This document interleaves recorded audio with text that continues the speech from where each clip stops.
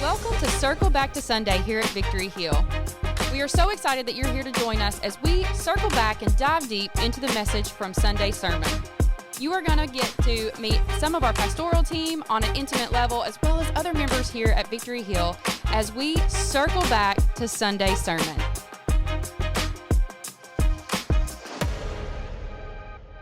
Welcome back to Circle Back to Sunday. We are right smack dab in the middle of season 2. It's going amazing. We're so glad that you're here. My name's Mason. Emily's out today, and we miss her. But she'll hopefully be back next week. And we've got the Gabe Graves with us, not Graves. It's fine. It autocorrects to that. Right. What is grapes? What is and why are grapes? you autocorrecting from grapes to grapes? We got Gabe in the house. We also got Mandy Hancock with us. Yeah. So we're going to have a great conversation today. Going to be a good one. Great word today. We've been second week of our new series, Come and See, for September. Pastor Trey kicked it off today, and it was a great message by him. Yep. Really good. Really broke down Romans 12. And let me read it for you, just kind of get our conversation ready. And Romans 12, 1 and 2 says this: Therefore, brothers and sisters, in view of the mercies of God, I urge you to present your bodies a living sacrifice, holy and pleasing to God. This is your true worship. Do not be conformed to this age, but be transformed by the renewing of your mind, so that you may discern what is the good and pleasing and perfect will of God. So Romans chapter 12, verse 1 and 2. Trey talked to me a little bit in his sermon prep this week, and we just talked about how much is like jam-packed into these two verses, and so a lot to pick from, but I thought he did a really good job this week of kind of breaking it down and tying it to our sermon. I won't take these off because they're not working anyway, and they're getting on my nerves, messing my hair up. But first kind of reactions, what did you guys think about the message this week? Well, I mean, y'all probably think I'm gonna be cheesy when I say this, but like, my heart was so full today while he was preaching. I just, there were certain things that stood out to me. Yeah. And so I wrote down several things, but I write down a lot, and then I always forget. That's why I have to write it down. But yeah, so my heart was just full as he was preaching today. And it started out, I was kind of like, oh, I don't know if I can follow this because it was a lot. Yeah. But like you said earlier, he always throws some stories in there that kind of help, But yeah, I mean, it was great. What about you, Gabe? Yeah, I told him it was one of my favorite messages that he's ever done, and I love listening to Trey preach. Yeah. But I just felt like he didn't try to like go all these different places. He knew what he was wanting to do. But I think there's so much value in sharing real life experience, because it's easy to be really generic in what you're talking about, but people, I say people, but I have a hard time connecting and being like, is this like really something that you've dealt with? Or is this whatever? Yeah. But when you hear real life experience, you're like, man, we're the same. Yeah. We're all the same. We've all dealt with things and gone through things. And for Trey to be vulnerable enough, and honestly his family to allow it to be vulnerable enough, was just honestly a testament of like that transformation, because when you're vulnerable with things, then you're pretty confident, you can say with confidence that person has worked through that and has come out on the other side. Oh, yeah. And for them to be transparent just showed the confidence of the transforming power that Jesus has played in their lives. So. Right. Yeah, it was such a good message today. One of the first things he talked about was the first point, which you got it wrote down. The structures and systems of the past are the catalyst for our submission in the present. And just such a jam-packed thing. The verse talks about not conforming to the pattern of the world, and that those systems and the structures that we have that we've had in the past. Those are the things that it's that, like he said, that catalyst for our submission. I think that's the big thing he was talking about at the beginning, that God doesn't just want part of you. but that he wants all of you. It's every bit, it's all encompassing of all of this, and just such a good kind of reminder of really that submission of our life, that yes, we're supposed to be followers of Jesus, but even in that, there's a submission that comes with that. Yeah, I think like that's true in everything. Mm-hmm. Like there's a system. Bethany makes fun of me, but it's okay. We'll make fun of her right now. She doesn't. No, just kidding. But Bethany talks about like I'm a systems guy, I'm a structure guy. Yeah. Like, but I just believe that there is a system that's a successful system. But the biggest thing that people struggle with is they'll create a system for their job or create a system for whatever they're doing, but they fail to submit to the system. Yeah. So they create this thing that's like, oh man, if I do this and this and this, then I'll be successful. But then they give up before they do the system and allow time for it to succeed. And it's just, I mean, it's the same way, like Trey was saying, in our walk with Christ. Like you have to submit. You can't just see the vision. You have to submit to the systems and the structure to create the vision. And that takes time. And, you know, like he was saying, sometimes we forget, you know, someone that has just become a new Christian or a new follower of Christ. It's, you know, we can't expect them to be perfect in one day. And, you know, he made that point too. And he talked about, I had circled in my notes, you know, he was talking about school with behavior, which I've been kind of working with that a little bit more this year at school. And I thought, you know, that's so true. Like we want those things to change, but it just takes time. Well, like I talked about how it wasn't something that we're implementing long-term things. Like we want some short, quick things to do right now.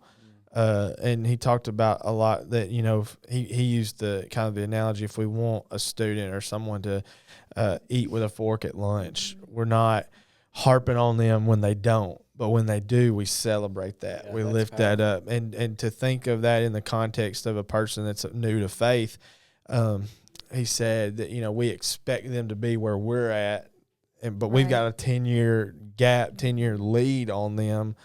You know, however many years you've been a follower of Jesus, we can't expect someone to start where we've been running for so long. And just to kind of give some grace to the people in our lives that are new to Christ, that are new to this relationship, and they're trying to get into this system. They're trying to follow that, submitting to that.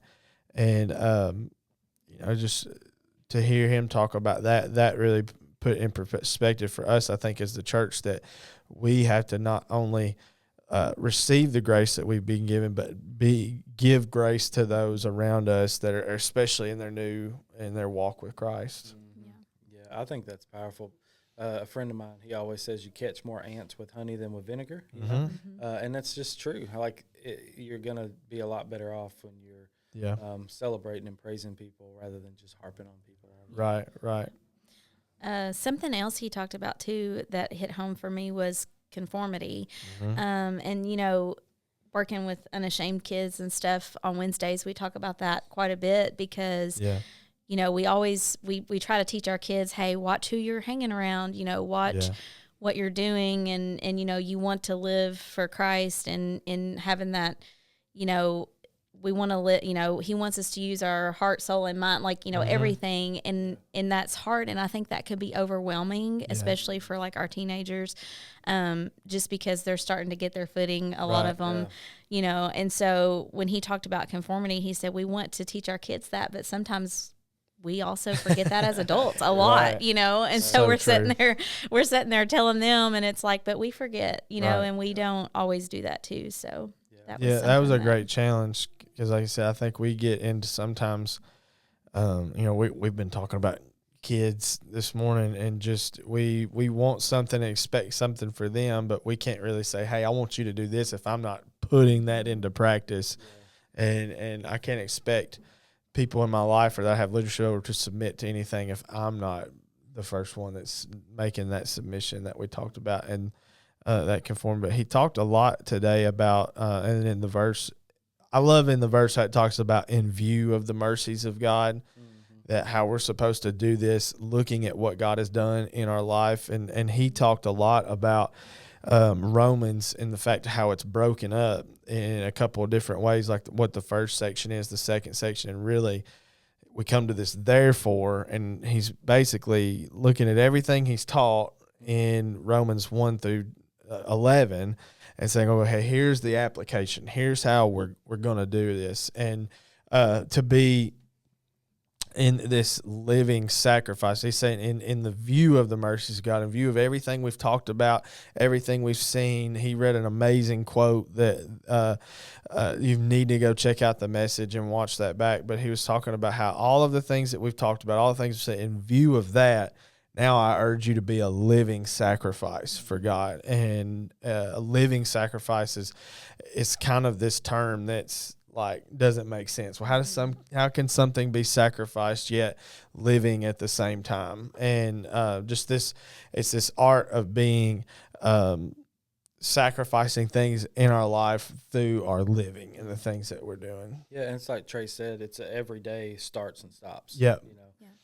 And I think like that's something that I've used myself has been a game changer for me throughout the past few years of my life. But is allowing time to be a virtue in the sense of sometimes we want to make a change or whatever, and it's like I want to lose 15 pounds and I want to do it by next week, you know. But instead of setting that, use time as your advantage. I want to lose 15 pounds by next summer. And so how do I make that systems and structures to make that What do happen? I need to put into place? And then it starts and stops along the way so that I can create what I'm – and it's that way in our walk with Christ. I want to be somebody that's a person of prayer. Like you hear people talk about like, I've spent an hour in prayer and the Lord revealed this to me, in my hour of prayer. Well, for a new believer and even for people that have been believing for a follower of Christ for 20, 30 years, 5 minutes in prayer is intimidating. You know, it's like, what am I supposed to do after that 10 seconds? But to, just starts and stops along the way. Right. And then over time, you develop that relationship, you develop those things.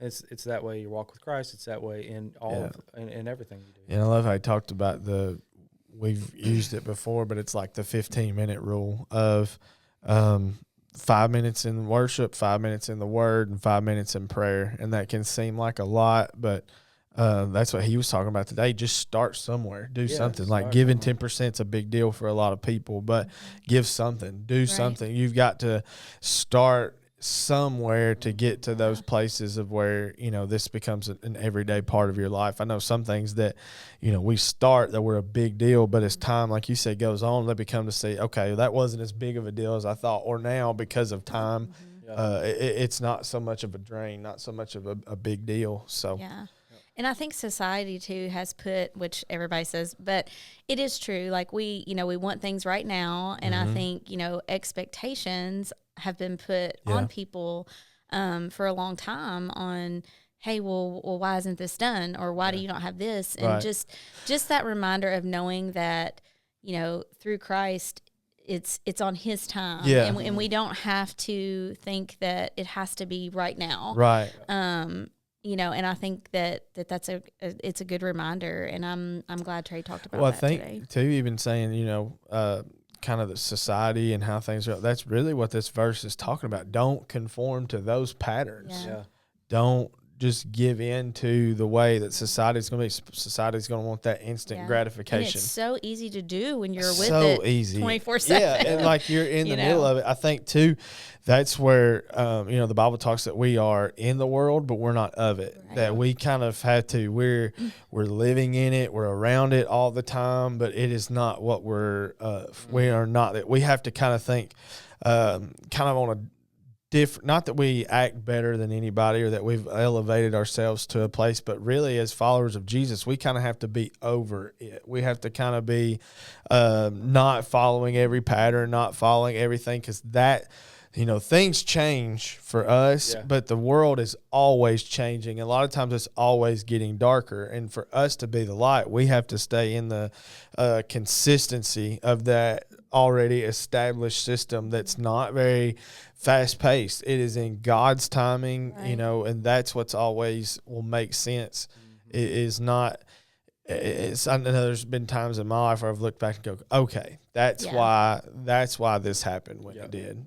Yeah, and I think too sometimes it's important to take a couple steps back and like look from an outside point of view of where you're at, because sometimes you can, you've set yourself up to be able to go to this place or to become this person, but slowly you've let this or this happen, and it's like, wait a minute, I've gotten off track here. Yeah. Like, so in mine and Bethany's closet, we've got 2 lights, Yeah. and one of them is like out sort of, but it's like got a little glow happening, Just enough. The other one's good. That Yeah. one's like barely glowing, and it's like that ceiling in there is probably 8 foot, so I can't just like reach. Like Right. I gotta get a step ladder. I gotta go get this little like bulb thing that's like in the ceiling. Yeah. Balls. It's a little bit of work, whatever. But it's been like that for probably a month and a half, Okay. and it's like I was just waiting for it's been like that for 7 years. no, been like that like for a a month and a long half, time. Yeah. and it's like. Now now I'll go home today and be like, Yeah, I got to get it thanks this. for doing that. Yeah. for me, Yeah. Trey. But it's one of those things where it's like it's like at first you really notice it, Yeah. but then you just don't feel like messing with it, or it's a little bit of trouble, so you just let it be what it is, and then all of a sudden it just is what it is, Yeah. and then it's like, I really need to fix that, but it takes stepping out a little bit. In that sense, stepping out into like our bathroom where there's a lot of light and be Right. like, yeah, this is what it's supposed to look like. I need to go fix Yeah. this. Right. I think it's one of the other translations talking about don't conform to the pattern of this world. Yeah. And then it's like you said, like first it was like really noticeable. Man, it's really dark. But the more you're in this Use- pattern of you've yeah. walked by it every day, it Oh, just it's fine. it becomes so normal. And now you're in Bethany hasn't said anything yet, so I yeah, guess it's okay. I guess it's all good. And it's like now I'm in this pattern of I don't even notice how dark it is That's anymore. right, And yeah. when we can get into that conformity of I'm just always in this pattern of just what is, then we don't really ever make the change that we need to make. Yep. Like the light bulb, which I've Or done. the fans on my porch. Yeah, it's just enough listening, inconvenient Yes. that I'm not going to take the time to do it. I have several things like that I'm not going to mention because I probably won't go home and do them today.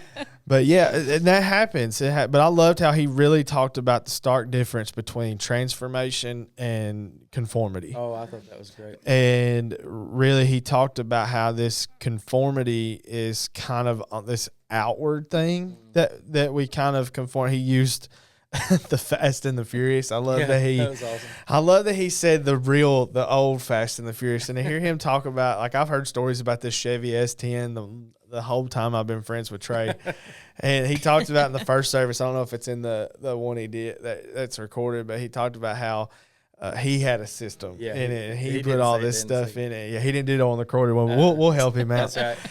But like he had a system in his S10 that was like you always see those. They love to drive through my neighborhood. These busted old cars that's got these big subwoofers in them, and it's like shaking the zip ties that's holding their bumper on.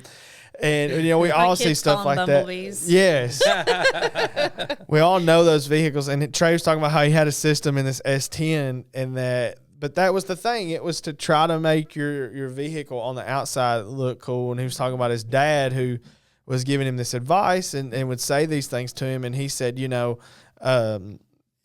dad said that it doesn't matter what you put on it. It's still a Dodge Neon. Yeah.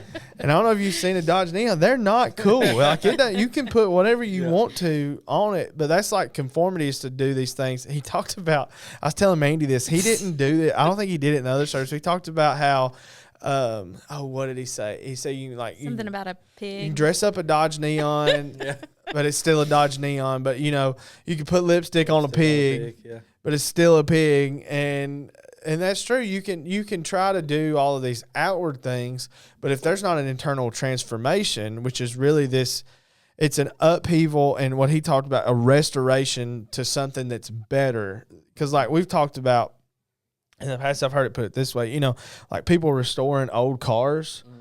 Like they'll restore these old cars and make them look nice, but they don't just look nice. Maybe they didn't come standard with heat and air, but now they've got air in them. Now they've got the sound system, the things that have restored it, and restoration is like even better than what it was. Right. And I loved his point on the third one that, conformity paints the walls, but transformation guts the house. Right. And how when you are doing this renovation, how you're doing transformation, it is like you are ripping everything out. Yeah. Conformity is just painting it to look like what you want it. That's right. Yep. But transformation is just to rip everything out. What did he say? Something about pacifying. Oh, and satisfying. There's a difference. There's a difference between pacified and satisfied. Yep. Yeah. I see that. Like, if you've ever been in a renovated house before. Yeah. You can walk in a renovated house and see and you can know almost immediately, was it renovated to sell or was it renovated to live in? Right. Because it's two different things. And it's really that, like, pacifying for somebody that's going to walk in and be like, this looks nice. The other is satisfying, like, I can live here and this is going to be so much better to live in. So I could have done without the picture of Trey spinning in the shower. That was awesome. That he did for us. Like, I'm proud for him. I don't have a big shower either, but homie, when he was doing that spinning, I looked at Brian Michael. I was like, I know he's thinking the same thing. I'm like, we didn't need that visual, but I thought, did you not think the Sound of Music, like the girl? Yes. Oh yeah. Singing. Oh me. I can do. He was like, I got room. I can do anything I want to do, and it's true because, and bashing jacuzzi tubs, which that's true. They kind of bashed your car a little bit too, Mason. Remember? Yeah, the Ridgeline. Yeah, they did. So there was a so-called friend group chat that I was included in. Listen, I don't care what Nick Tabbert says. You cannot drive a Jeep Cherokee with like Line-X painted on the outside of it and say anything about my Ridgeline. That Joker was paid off. I only put like $200 in it ever. Like that's right. It never broke down. It was trusty. I put, dude. That joke, it had a tailgate on it that like opened like a door, and then it had a trunk in it. You ever had a truck bed with a trunk? No. But I mean, but I was never going around like, look at this boss Honda Ridgeline I've got. Isn't it awesome? Shining it up. And something, so this is a little bit off subject from our cars. But right. We were talking about, transformation and the conformity, and we were talking about teens earlier. Me and Mason were talking about kids earlier too, about different things. But, I kind of experienced that a little bit more this weekend. Of course, my daughter plays volleyball and stuff, and there's always going to be times and this is just other parents too, like with sports. Actually, Patrick was talking about his soccer games yesterday. Yeah. Stuff like that for them too. It kind of gives them an opportunity to build on that transformation as teenagers, because we're always saying, you're not part of this world, you are, but it's, you're in the middle of that transformation, I guess. And so I think those are good opportunities, like things like that for them to build on. Yes. Yeah. So that's kind of, a good example for them when something doesn't always go right, or maybe there's other things happening that they know is not correct, but it gives them that chance to not be so conforming, That's right. And I think too, Trey talked a lot about it tonight. I think sometimes, like we talked about with that pattern and just like getting used to it, it takes really having that relationship with God, with the Holy Spirit, to have those moments to say, hey, that's not right. Yeah. Or hey, that's not something we should be doing, or we should be going. It takes that relationship part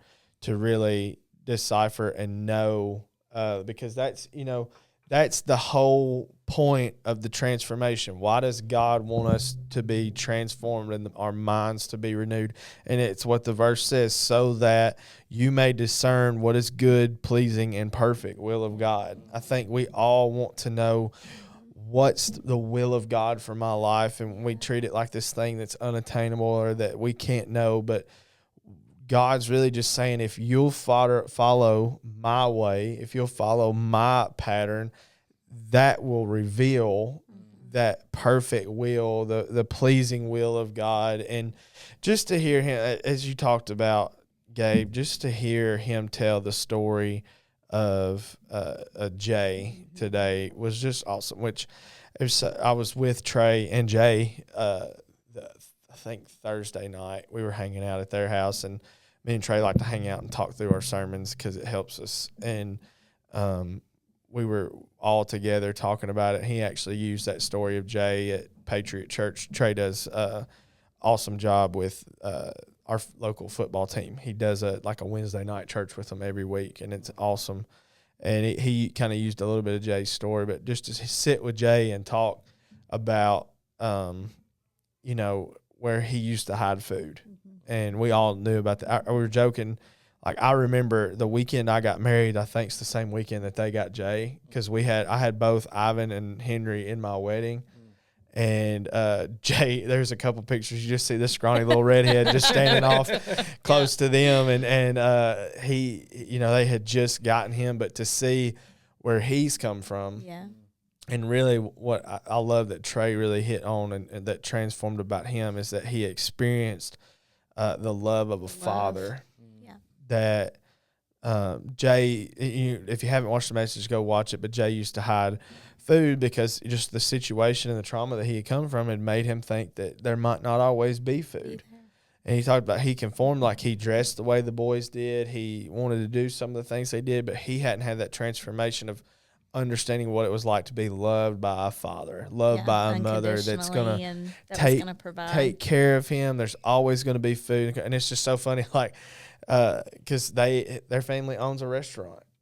Yeah. Thinking there's not going to be food at a Harper house is about the craziest thing I've ever heard. Yeah. Because Trey and Mallory were my youth pastors growing up. And that we ate them out of house and home when we were there, but there was always food. And he just hadn't experienced that. And just to hear that story again and just to see Jay where he's at now and just the kind of the man that he's growing up into was just a great reminder of that's the love that God has for us. Yeah.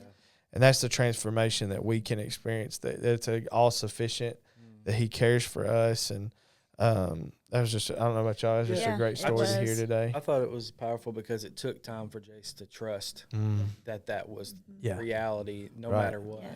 And I think like that's, sometimes you have those, situations that are that extreme, but sometimes like maybe like your kids, my kids, they've not lived through something like that, but it still takes time for them to trust that I'm meaning the best. And so like, going back to your other point, like, my kids, I'm sure a lot of people can relate to this. My kids are getting to that age where they're like, hey, Dad, when can I have a phone? Yeah. When can I get this or, that type of thing. And we always have times at our house where, maybe they want to watch a YouTube video. Well, they can only watch it in the living room where I can hear it. Mm-hmm. And sometimes they watch videos, nothing bad, but sometimes maybe somebody says something inappropriate. Yeah. And I don't say anything. I just want to see what they do. Right. Is that something that you're going to turn off even if I don't say anything? Don't say. And so then we had the conversation a couple weeks ago. I need to know that you are going to make the right decision even when I don't say something. Yeah. Right. That's when I know that you're going to make the right decision when I'm not around. Right. But it's not because I want you to do what I want you to do. It's because I have the best things in mind for you. Right. And it takes time for them to know and trust. He's wanting me to turn this, not because he's keeping me from something, but because he has the best things in mind. It's the same for we had that conversation actually just this week. Marcus and Lane and I all had this conversation, and it was just basically, hey, just remember that you can say things in the right way. If you know something is wrong, let it be known. Right. Like, don't, and because Lena's so laid back, and there was just a situation that had come up, and it's like, and so just make sure you say it in the right way. But it's something that communicate that this is wrong. And we want to know that you're going to be able to do that. Right. That's. It just reminds me. I remember when I had gotten my driver's license and was first starting to get out and go and all this, and my mom would just stop. She's a little short lady, and she'd just stop and point that finger. She said, I'm not going to be everywhere you are. I'm not going to be around for every decision you make, but you just remember, I'm not the one you're going to have to answer to one day. She said, you will have to answer to somebody. And I told Lauren that, and we've all made mistakes and done things we wish we would have, but that used to scare, that to me, put more oh crap, we do have to answer to God for what we've done. Kind of like the bracelets, the what would Jesus do? That faith, you always look down. What would he do? That's right. I don't think he'd be around for this, but no. But such a great word today, such a great message. Just some final takeaways from you all. I just thought the biggest thing that I remembered was the pacification. I mean, Yeah. that was just super powerful to me. Don't want to be things you don't pacified. We wanna won't be just- satisfied. That's right. It's Yeah. that's a difference, and it can look on the outside like it's the same thing, but Yeah. truly it's two different things. Yeah. I think for me, the timing, just, knowing that it's okay, that it takes time. Takes time. Right. And just even for myself, just remembering it's not always going to happen right now. Like Yeah. it takes time and trust and yeah. Right. So good. So good. Well, great job by Trey today. Yes. Make sure he knows that. Yes, Apparently, he he did a says I wonderful said job. something bad about him on the last podcast, and I didn't. I don't feel like I did, but he did great No, today. he did really, really good. Yeah. He did not need Amy today. He did great on his own. He did awesome today. But we're enjoying the series that we're in right now. We're going to be doing this all the way through the end of September. If you haven't watched the message, go and check it out. You don't want to miss it. It's going to be on YouTube, Facebook, all those things. You can go check it out on our app as well. There's all kinds of stuff on our app, Gabe. There is. They need to check that app out. Make sure it's the Victory Hill Church of Kentucky, not the one in Ohio. That has been a mistake that's made. But we're glad for that. But we're glad. We're Praise praying God. for that church. They have benefited from us every now and then. But great episode. Thank y'all for being with me today. And hopefully Emily will be back to circle back with us next Sunday. But love you guys. Have a great week. We'll see you next time.